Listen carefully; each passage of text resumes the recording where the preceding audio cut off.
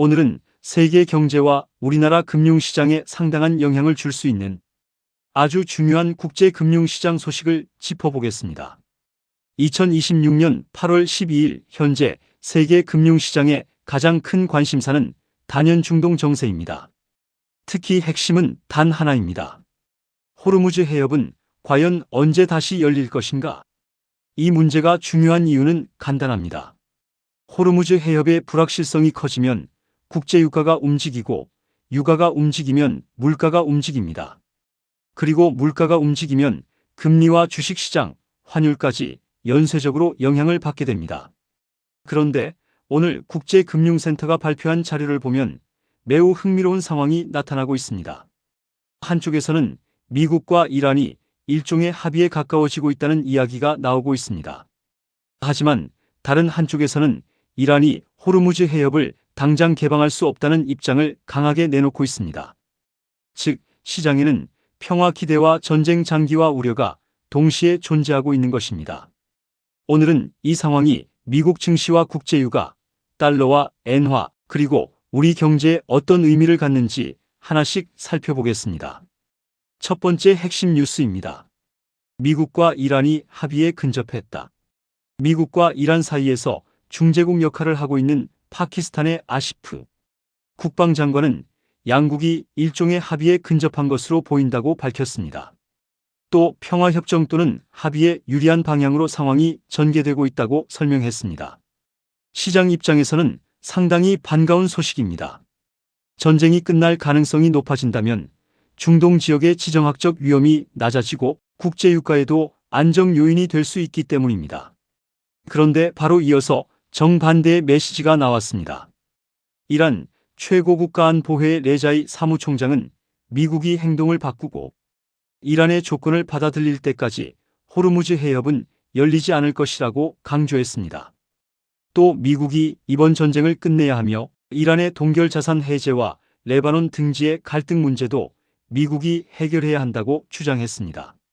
더 중요한 것은 이란과 오만 사이에서 논의되는 호르무즈 항로 합의가 호르무즈 봉쇄 문제와는 완전히 별개의 사안이라고 선을 그었다는 점입니다.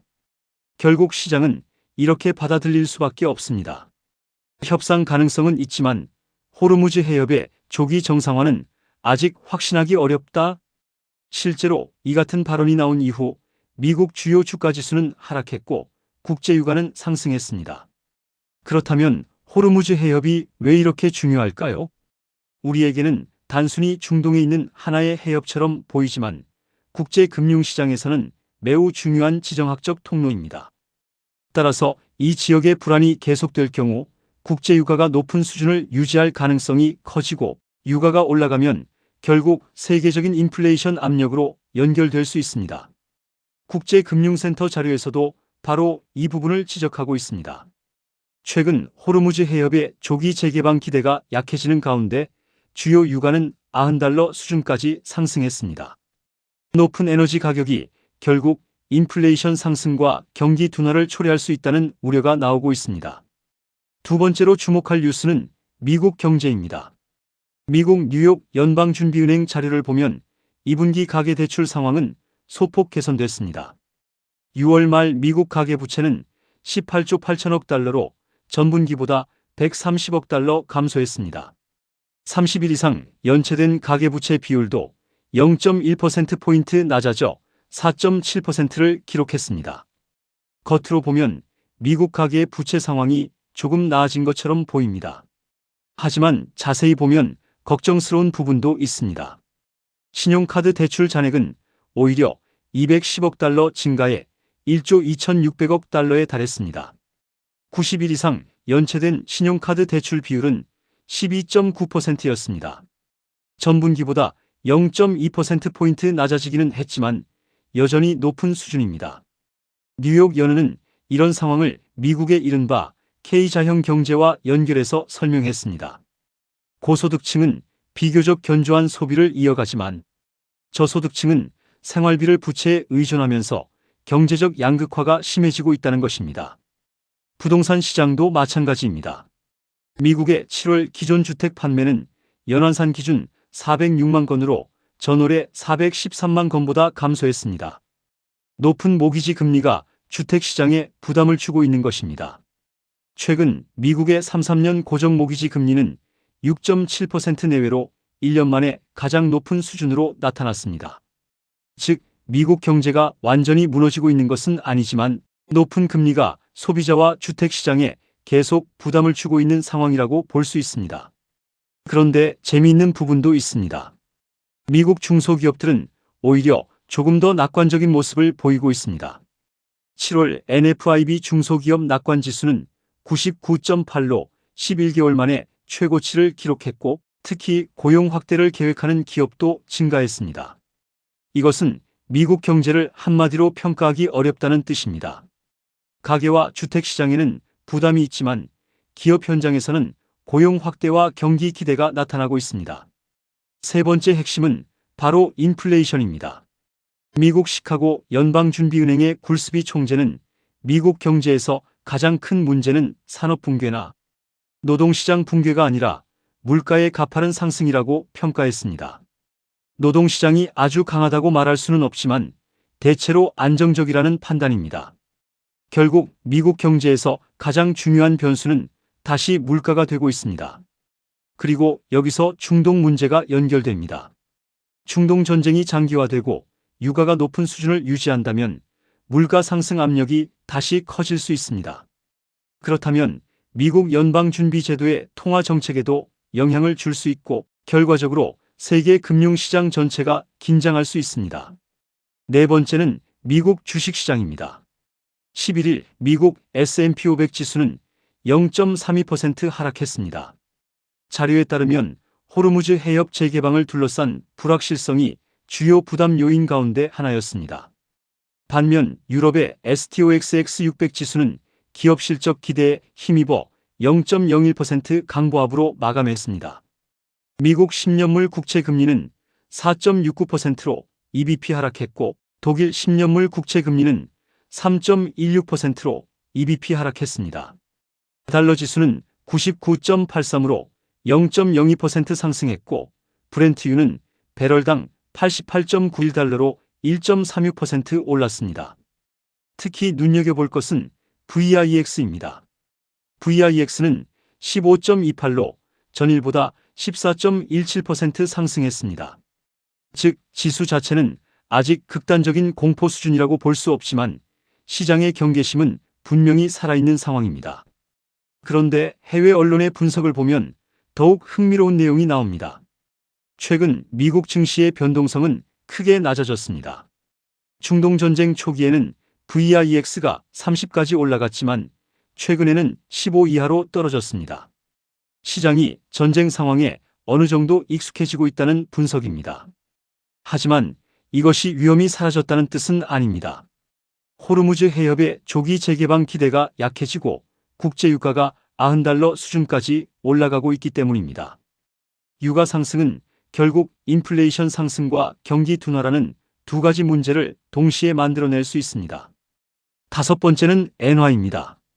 현재 엔화도 상당히 중요한 변수입니다. 미국 베센트 재무장관은 일본 엔화를 방어하기 위해 필요한 모든 조치를 취하겠다는 강력한 의지를 밝혔습니다. 하지만 블룸버그는 오히려 이러한 강력한 발언이 미국의 실제 개입 역량에 한계가 있다는 점을 보여줄 수 있다고 분석했습니다. 미국 재무부 외환안정기금 규모가 2,200억 달러 미만인데 7월 일본과의 외환시장 공조 과정에서 이미 약 530억 달러를 지출한 것으로 추산되기 때문입니다. 결국 지속적인 엔화 방어에는 한계가 있을 수 있다는 이야기입니다.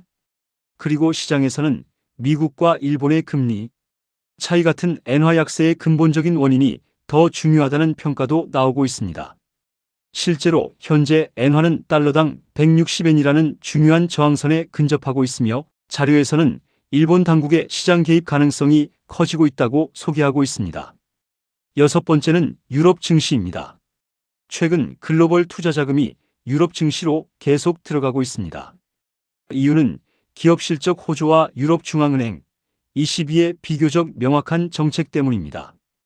유럽 기업들의 2분기 이익은 17% 증가해 4년 만에 가장 높은 증가율을 기록했습니다. 주요국 국채 금리도 상대적으로 낮아 증시에 우호적인 환경이 조성됐다는 평가입니다. 유로화 역시 달러 대비 강세를 보이고 있고 이러한 흐름이 내년까지 이어질 것으로 예상하는 전망도 있습니다. 다만 유럽 역시 중동 전쟁에 따른 에너지 가격 상승과 인플레이션 위험이라는 변수를 안고 있습니다. 일곱 번째는 미국 빅테크입니다. 여기서 상당히 중요한 변화가 나타나고 있습니다. 그동안 미국 증시 상승을 이끌었던 것은 사실상 빅테크였습니다. 그런데 올해 들어서는 빅테크 이외 기업들의 실적 개선도 나타나고 있습니다. 자료에 따르면 S&P 500 상승에 대한 빅테크의 기여도는 지난해 약 90%에서 올해 55%로 낮아졌습니다. 물론 여전히 빅테크의 영향력은 상당합니다. 특히 AI 투자가 계속되고 있습니다. 하지만 과도한 AI 투자로 인해 잉여 현금 흐름이 줄어들 수 있다는 우려와 함께 실제 수익이 발생하고 있다는 긍정적인 평가가 동시에 나오고 있습니다. 중요한 것은 AI가 미국 증시 전체를 완전히 독점적으로 움직이는 구조에서 조금씩 벗어나고 있다는 점입니다. 빅테크를 제외한 다른 기업들의 실적도 개선되면서 기업 전반으로 이익 증가가 확산되고 있다는 분석입니다. 그렇다면 이제 우리나라 투자자들은 무엇을 봐야 할까요? 첫 번째는 역시 국제유가입니다. 현재 브렌트유는 88.91달러까지 올라와 있습니다. 호르무즈 해협의 상황이 어떻게 전개되느냐에 따라 유가가 다시 크게 움직일 수 있습니다. 두 번째는 원달러 환율입니다. 11일 뉴욕 원달러 환율은 1413.5원으로 나타났고 1개월물 NDF는 1410.4원이었습니다. 환율은 국내 수입 물가와 기업 실적, 외국인 투자 심리 등에도 연결되는 만큼 우리 투자자들이 반드시 지켜봐야 하는 지표입니다. 세 번째는 미국 소비자 물가 지수입니다. 8월 12일 현지 시간 기준으로 미국과 독일, 이탈리아의 7월 소비자 물가 지수 발표가 예정되어 있습니다. 결국 앞으로 금융시장이 가장 민감하게 반응할 수 있는 변수 가운데 하나가 물가라는 이야기입니다. 그리고 마지막으로 아주 중요한 이야기를 하나 짚어보겠습니다. 현재 시장은 크게 두 가지 시나리오 사이에서 움직이고 있습니다. 첫 번째는 미국과 이란의 협상이 진전되고 호르무즈 해협의 불확실성이 완화되는 경우입니다. 이 경우 지정학적 위험이 줄어들고 유가가 안정되면서 금융시장에는 긍정적인 영향을 줄 수 있습니다. 두 번째는 협상이 지연되고 호르무즈 해협 문제가 장기화되는 경우입니다. 이 경우 유가 상승이 계속될 가능성이 있고 인플레이션과 경기 둔화 우려가 다시 커질 수 있습니다. 즉, 지금 세계 금융시장의 핵심 변수는 단순히 전쟁이 끝나느냐, 계속되느냐가 아닙니다. 전쟁이 국제유가에 어떤 영향을 주느냐, 유가가 물가에 어떤 영향을 주느냐, 물가가 금리 정책에 어떤 영향을 주느냐, 그리고 금리와 환율이 주식시장에 어떤 영향을 주느냐, 이 연결고리를 이해해야 현재 금융시장을 제대로 볼 수 있습니다. 오늘 자료를 종합하면 세계 금융시장은 아직 공포에 빠진 상황은 아닙니다. 미국 증시의 변동성은 과거보다 낮아졌고 유럽 증시는 기업 실적 개선에 힘입어 견조한 흐름을 보이고 있습니다. 미국에서도 빅테크 이외 기업으로 실적 개선이 확산되고 있다는 긍정적인 신호가 있습니다.